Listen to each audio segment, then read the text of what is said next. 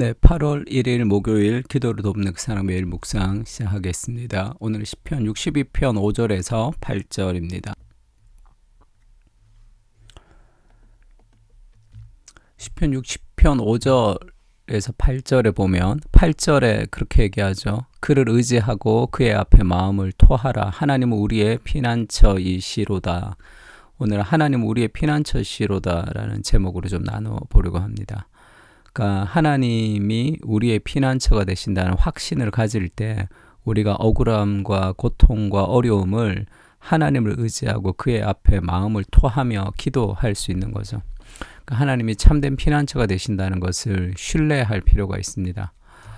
5절에 보면 나의 영혼아 잠잠히 하나님만 바라라. 무릇 나의 소망이 그에게로부터 나오는 도다. 이렇게 고백합니다. 이 고백은 지금 우리가 5절의 고백이지만 우리가 어제 했던 62장 1절에도 나의 영혼이 잠잠히 하나님만 바라며 나의 구원이 그에게서 나오는도다. 그렇게 지금 고백했습니다. 거기서 1절은 나의 구원이 이렇게 얘기했고 5절은 나의 소망이 이렇게 얘기합니다. 그러니까 그 구원이 이제 진정한 그의 소망이라는 거죠. 그러니까 이것을 왜 반복하느냐 하면 인생이 좀 어렵고 힘든 상황 속에 지금 다윗이 있는 거죠.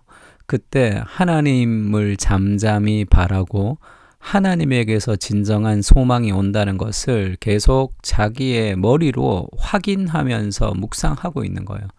어려울 때일수록 우리 생각 속에는 잘못된 생각들이 떠오릅니다. 감정은 잘못된 감정들이 이제 올라오는 거죠. 그때 잘못된 의지를 가지고 잘못된 판단과 행동을 할 때가 많습니다. 그래서 신앙이라는 것은 사고하는 거죠. 내 자아가 나에게 말하는 것을 믿지 말고 내가 내 자아에게 말을 걸어야 됩니다. 나의 영혼아, 지금은 잠잠히 하나님만 바라고 그 하나님이 내 인생의 참된 소망이 되신다는 것을 지금 자기 자신에게 지금 계속 설득하고 있는 거예요. 그 선포하고 있습니다. 그 오직 그만이 나의 반석이시요 구원이요 나의 요새시니 내가 흔들리지 아니하리로다. 이 말은 뭡니까? 다른 것들에 의해서 많이 흔들릴 수도 있다는 거죠. 하나님만 붙들고 내가 흔들리지 않겠다. 그렇게 얘기합니다. 그래서 진리를 환경에 적용하라. 하나님의 진리를 우리에게 적용해야 돼요. 그러니까 신앙생활을 한다는 것은 감정적 평안의 상태가 아닙니다. 은혜를 받으면 저절로 뭐가 이루어지는 것이 아니에요. 그 은혜를 내 삶에 적용하기 위해서 이 생각 속에서 끝없는 영적인 전쟁이 필요합니다. 애쓰고 힘쓰고 노력하는 게 필요해요. 부정적인 감정이 드는 것을 믿지 말고 하나님의 말씀을 믿기 위해서 그 말씀을 붙들고 묵상하면서 계속 내 안에 생각 속에서 그것을 붙들어야 됩니다. 그때 그것이 깊이 시간이 흘러가면서 내 감정이 진리에 따라 움직일 때가 있어요. 그렇지 않으면 감정의 노예가 됩니다. 진리를 우리의 삶에 묵상하고 적용하는 거죠. 두 번째는 구원은 여호와께 있음을 확신하고 전파하는 건데요. 7절에 보면 나의 구원과 영광이 하나님께 있으며 내 힘의 반석과 피난처도 하나님께 있도다. 백성들아 시시로 그를 의지하고 그의 앞에 마음을 토하라. 하나님은 우리의 피난처시로다.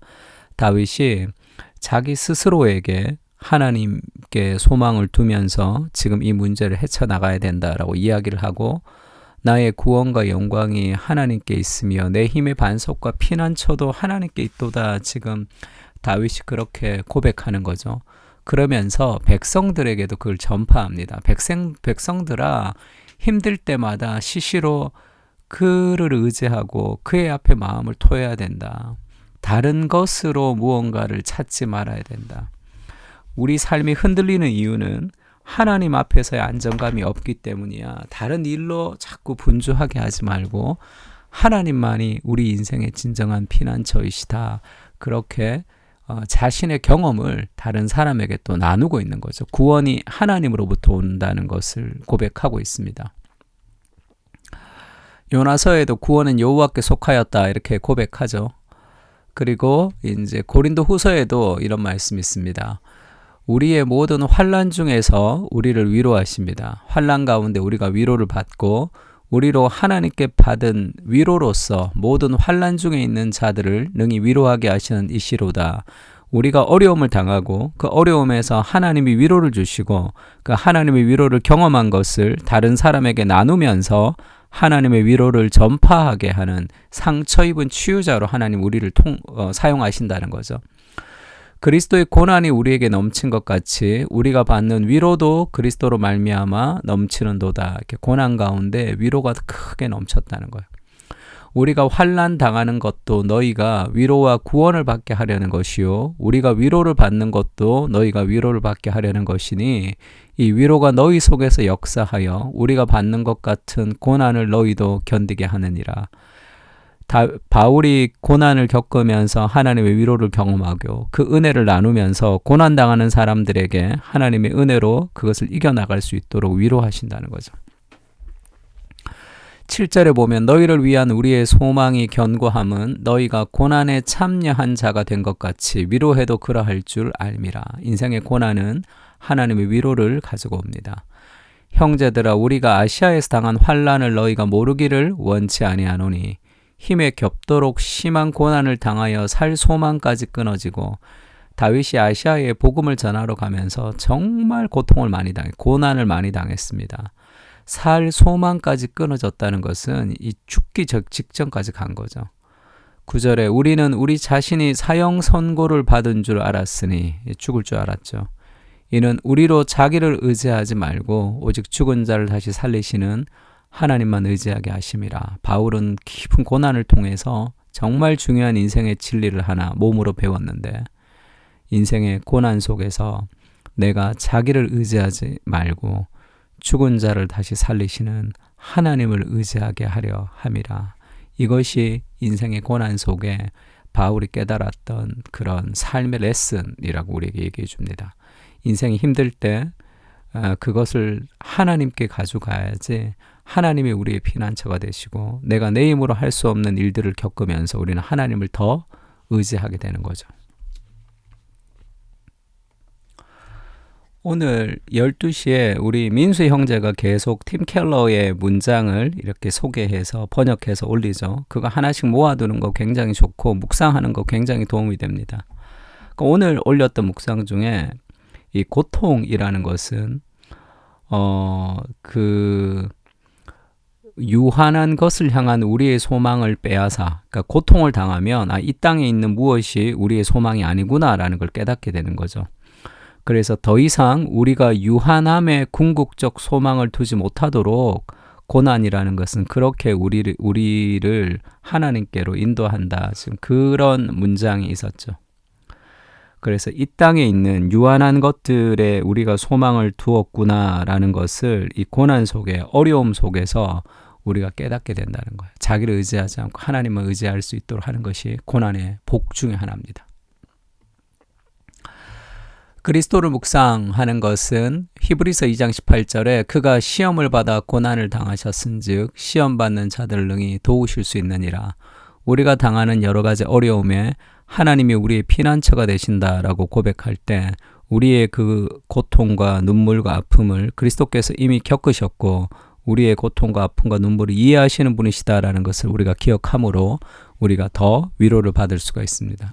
그리고 또 우리도 고난을 당했기 때문에 상처 입은 치유자로 우리가 세상을 사는 거예요. 이 땅에 있는 우리의 모든 고난은 낭비되지 않습니다. 그것은 하나님의 나라를 위해서 또 고통당하는 사람들의 고난을 이기는 능력으로 하나님이 우리의 고난을 사용하시는 거예요. 그리고 구원이 여호와께 있다 고백하면서 그렇게 얘기하죠. 다윗의 시편을 바울이 로마서에서 이렇게 인용합니다. 일하는 자에게는 그 삭시 은혜로 여겨지지 아니하고 보수로 여겨지거니라. 일하고 돈 받는 건 월급이죠. 그냥 은혜가 아니죠.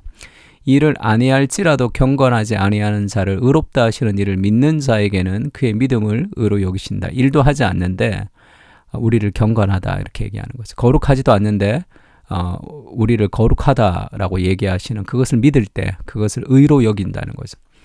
일한 것이 없이 하나님께 의로 여기심을 받은 사람의 복에 대하여 다윗이 말한 바 불법이 사함을 받고 죄가 가리어짐을 받는 사람들은 복이 있고 주께서 그 죄를 인정하지 아니할 사람은 복이 있도다. 인간은 인간의 노력을 통해서 구원을 얻을 수 없거든요. 인간의 행위를 통해서 죄를 사할 수 없거든요. 오로지 그리스도께서 우리를 대신해서 형벌을 받아주시고 우리를 대신해서 그 순종을 통해서 우리가 해야 될 그 순종을 대신 행해 주심으로 우리가 의롭다함을 받는 거죠. 그러니까 일한 것이 없이 하나님을 의지하는 사람, 그들의 복을 지금 얘기하는 거죠.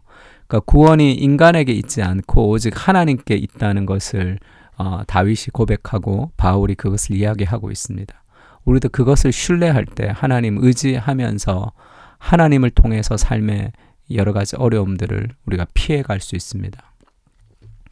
우리의 행위와 상관없이 우리를 위로하시는 주님, 두려움과 어려움 속에서도 하나님만의 우리의 피난처이심을 경험하게 하시고 그 은혜를 고난과 어려운 사람들에게 나누면서 하나님의 은혜의 역사를 함께 경험하게 하여 주시옵소서. 시시로 주님을 의지하고 그 마음을 토하며 하나님이 진정한 피난처이시며 위로자이심을 기도 가운데 누리게 하여 주시옵소서. 주님이 계시지 않으면 우리의 삶의 억울함을 어떻게 풀 수 있겠습니까?